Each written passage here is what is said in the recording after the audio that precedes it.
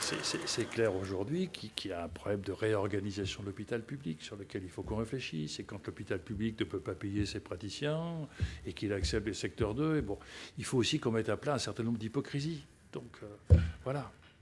Et en même temps, il faut aussi être fier de notre système de santé. Il suffit de regarder ce qui se passe à l'extérieur et de voir que aux États-Unis, tout va bien quand vous avez un job et que vous êtes en bonne santé.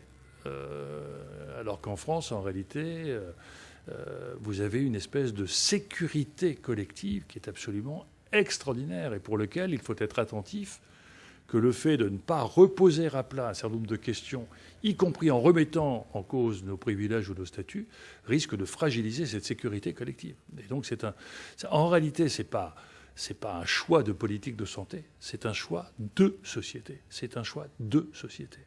Et que l'on voit bien que le pacte intergénérationnel, le pacte de solidarité collective, c'est là où j'appelle, moi, les politiques à dire, mais quels sont les principes qui doivent guider une politique ? Ce n'est pas une politique d'intérêt. Il n'y a pas d'un côté les praticiens, de l'autre côté les patients. C'est un choix de société dans lequel, dès que je peux apporter une contribution à une politique nationale de solidarité, je dois contribuer par la CSG, par exemple.